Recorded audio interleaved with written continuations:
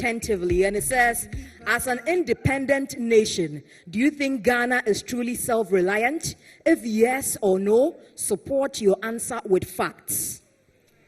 Okay, so in my honest opinion, I feel Ghana is not truly self-reliant because we still depend on some powerful nations for assistance in terms of infrastructure, technology, and even so many other things.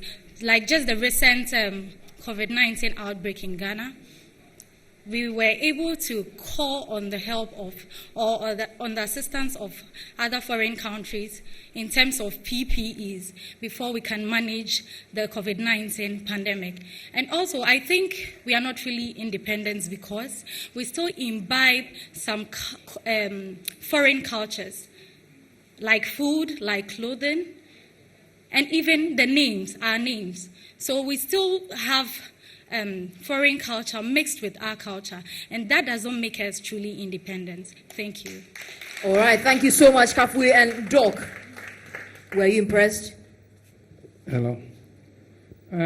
She has come up with some views, but I think that you should look at it from a bigger point of view.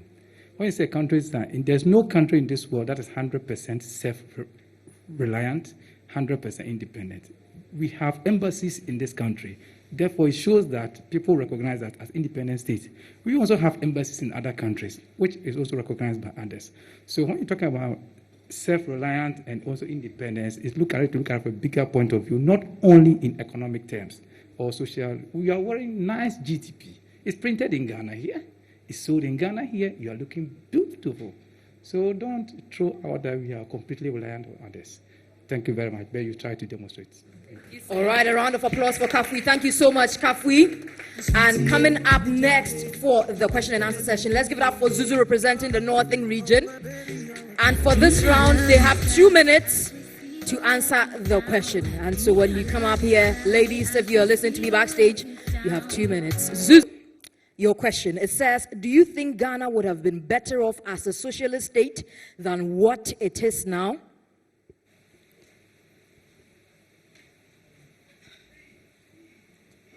Ghana, as now, I think Ghana is practicing capitalism, and a system that has allowed even individuals to own properties, lands, businesses in our country.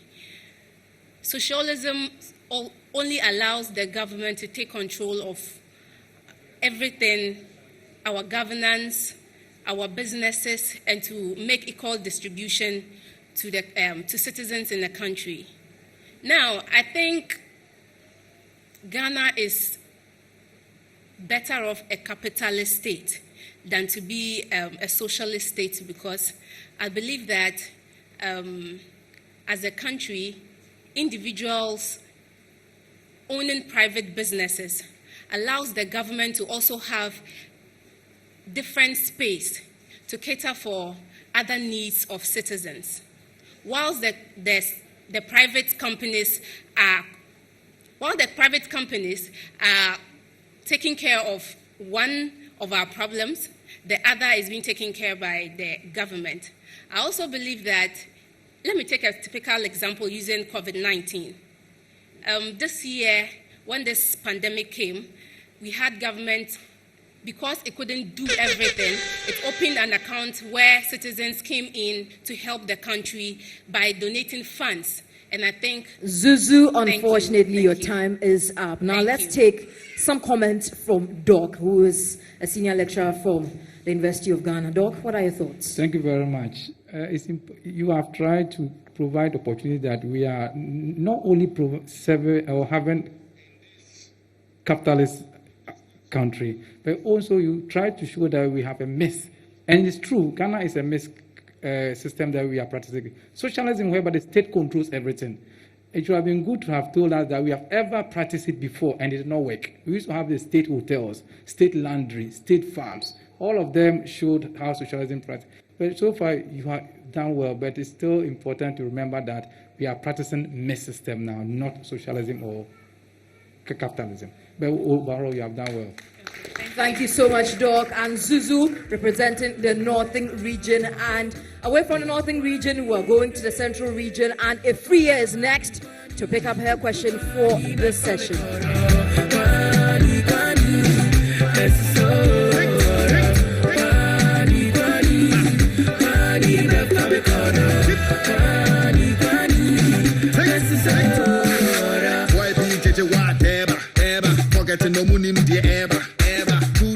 Of love.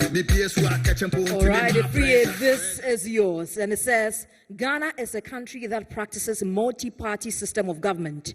Give reasons why this is helpful or unhelpful to the development of the nation. Okay, first of all, Ghana is a multi-party country. So basically we have a lot of parties in the country. And the reason why I would say it is good for us to practice multi-party system is because it promotes tolerance from other people. You get to tolerate other people's ideas or views. Also, being a multi-political party country or multi-party system, being something that we practice in this country, is good because it promotes accountability. Because when one party is in power and there are no other parties to put that party in check, they get to get away with committing crimes. So when there are other parties, they put them in check. Yes, so I think it's good. And one thing I also say is practicing multi-party system is also good because in reality, one-party system, thank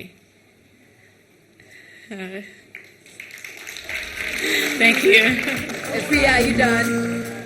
Ifria, are you leaving it there? You still have some seconds? Yes, please. So practicing multi-party system is also good because it's something that is good, and the country is able to assess everybody through other political party system, and it's not expensive to practice in the country. Everybody gets to come in power to show what they can do for the citizens. Thank you very much. Thank you, Ifria. Now let's find out from Doc what his thoughts are on Ifria's answer. Thank you very much. This is not a university class, so I'm very modest here. To start with, of all the systems that we have, multi-party is the most expensive one. You said that it is not expensive, it's the most expensive one. You have to pay for parliamentarians and all that, number two. Secondly, multi-party, you brought some good aspects of multi-party, which is very important. But it also has weakness. And one of the key weaknesses of multi-party is that they are not able to ensure enforcement of what we call state coercion. It means that we are unable to enforce laws so well. You know, the president has been insisting several times we should wear masks. If we're under the military regime, everybody will be wearing masks. But because multi-party, people can easily go to court. But so far, you have done well. But next time, push harder. Thank you. All right, Doc says next time, push harder. And this is a tip of the iceberg of what will be happening during the grand finale in just 2 weeks. And so as you're watching, keep voting for your favorite contestant. And it starts at *13*19# across all networks. Now from the Central region, let's take you to the Greater Accra region. And Na comes up in a bit to pick up her question for the session. Na, over to you. All right, Na, this is your question. And it says, would Ghana's development be any different if there were more women in government than men? Yes, I believe Ghana's development will be a lot different if there were more women in government than men. For two reasons. You know that a lot of the issues that we have in this country, a lot of the issues that people advocate for are issues concerning women. Female genital mutilation, widowhood rights, less women in leadership, etc. Now, when we have women in government, these issues will be addressed. And when we have these issues addressed, the women facing them will be in a better position to be at the front of Ghana's socio-economic system, so they'll be able to make some money for themselves. Their entire society will rise as a result of that. And also, I believe that women are naturally serviceable. We like to focus on fixing the small things, which is one of the things that have been used against us anyway. But I think that is a very important factor for leadership, because if you like to work, then it's easy for you to practice leadership by example. And also, I believe that women have developed and learned to be leaders over so many years. So it's not appropriate anymore to say that men are natural leaders. Women are leaders too, and at the same time, they are hands-on with work. So that's a very good combination of qualities for anyone to be in leadership positions. And so for these two reasons and many others that I'll leave out because of time, I believe that Ghana's government will be positively different if a lot more women were in power. Thank you. All right, thank you, Na. Now, over to you, Doc. What are your impressions so far? Thank you very much. Now you have 2 minutes. It's not enough to just give 2 reasons. You have 2 minutes. You could have given 4. But let me also say that it is not really appropriate to say that having more women, we need both. We need men and women. We have to work together as both sexes will have to make their contribution to bring development to this country. Let me say that in leadership, there are certain times that you have to take very difficult decisions. And research has proven that mothers are sometimes very reluctant in taking some of these tough decisions. And therefore, you will need both men and women to contribute to bring development into this country. But we hope and pray that we have more women climbing up to contribute more to development in this country. Thank you so much, Doc. And Na, thank you as well. Now from the Greater Accra region, we're moving on to the Eastern region, and Ofosuya is coming up to pick up her question for this session. Don't forget that one lady will be missing out on that bus ride to the grand finale. Ofosuya, it is your turn now to come pick up your question.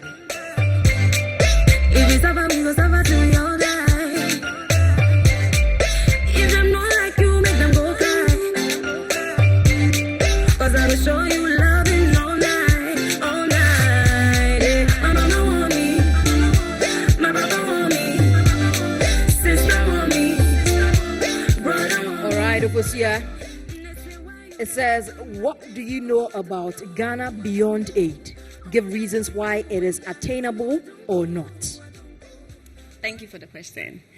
So, Ghana Beyond Aid is a concept that the current president came up with to reduce the way we as a country depend on other countries for aid. And I believe it is attainable. This is a country that is endowed with so much natural resources. This is a country that is endowed with intellect people. We have universities that have engineering sectors. Why then can't we achieve everything on our own as well? If these engineers are consulted from the universities, they can make all the constructions that we are calling those in China for all the time. If we as a country can grow whatever we want on our soil, there are countries that do not even have fertile lands. This is a country that has a fertile land. So therefore, why can't we be independent? We can grow our own foods. We can also exploit from our natural resources, the gold, instead of we selling it to them and they giving us jewelries and we buying it at expensive prices. Why don't we sort the engineers? Why don't we sort those who have learned detailed information about these mineral resources to craft something and we sell it in our own country? It is so attainable if we will use the people in our own country. Thank you. Thank you so much, Ofosuya. Doc, what are your comments? Thank you very much. Ofosuya, you have done well by telling us what Ghana Beyond Aid is and how we can also achieve that. But it's still important to mention that you still need some support from somewhere to be able to move on. It may not necessarily be in form of aid. It could also be other forms like trade, which is an alternative to aid. I think you have done so well. To try to explain to you. Thank you. All right, and if Ofosuya is your favorite, it is *13*19# across all networks. Don't forget that tonight we're evicting one lady, and she will be missing out on the grand finale. We've seen 5 of our ladies so far. We have 2 more to go. And now let's give it up for Abna from the Ahafo region as she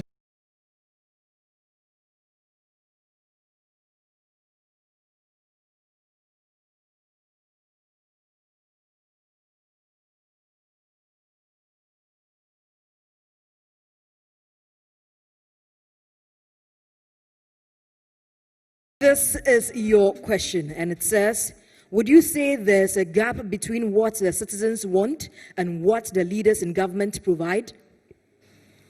Thank you so much, Anita. Honorable judges, I would like to state emphatically that there is a gap between what the citizens want and what governments give us. First of all, government deliver promise based on manifesto presented. And these manifestos are actually drafted by hired experts that think for the people and write things that will sound appealing to the people. But if this manifesto are people-driven and are not about big grammar, but a document that will address the basic and the social needs of the people, I think it will help bridge the gap. Thank you so much. All right, thank you so much, Abna. Back to you, Doc. Thank you Abna, very much. kindly wait. Abuna, you have made a very important issue that there's a gap between what the citizens want and what the government actually provide. But the problem is that the government may wish to provide more for what the citizens want, for instance, jobs, but the opportunities are limited. Secondly, it is not really right that early experts write manifesto. Manifestos are written on the basis of the issues and conditions on the ground. This determines the manifesto that the political parties churn out to the people of this country. But I think overall, you have done very well. Your clothes is very nice.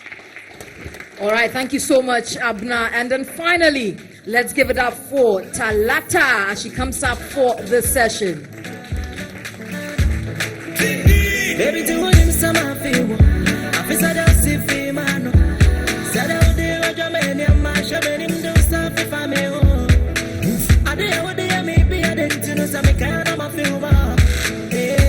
You're too sexy, you're too bad. All right, Talata, this is yours. And it says, name and support with reasons the 3 things you would fix if you were elected as president of Ghana. Okay. If elected as the president of Ghana, which one day I would want to be, I would want to face the first thing, which is unemployment. Second thing, our health and welfare. And the third thing is our tourism. Picking from health and welfare. Since independence, Ghana is based on improving on the public health, whereby we've produced more sanitations and all that, water, blah, blah, blah. But at this point, you go to some of our urban areas and there are hospitals, but we don't have enough skills personnel to work in there. We have enough skilled personnel, and we don't have doctors, health welfares, health facilities there. Taking from our tourism. Tourism is a very big thing that also adds up to our economy. Looking at last year where there was a year of return, we had so many people coming from the diaspora to come and see Ghana. And I believe that they invested and then they put so much money into coming to see. So if we are able to improve on our infrastructures that people can get access to, I believe that this thing that if we do that as a president, if I become, that is what I would do in order to raise more funds to boost our economy. And lastly is on unemployment. There are so many youths out there who are working, but aside their work, their salary is lesser than their expenses. So at this point, they have a side work they do, which they call side gig. So I believe if I become the president of Ghana, I would want to invest more into their side works that they can also employ about 1 or 2 people to also work within. And I think that when I do this as a president of Ghana, Ghana is going to become one of the best countries which will have a stabilized economy. Thank you. Thank you, Talata. Finally, Doc, Talata. I'm happy that you are aspiring to be the president of this country, and that is very good. That is very, very good. Try to work very hard to improve upon the areas that you are strong so that you can be the president of this country in future. You have brought up key issues that you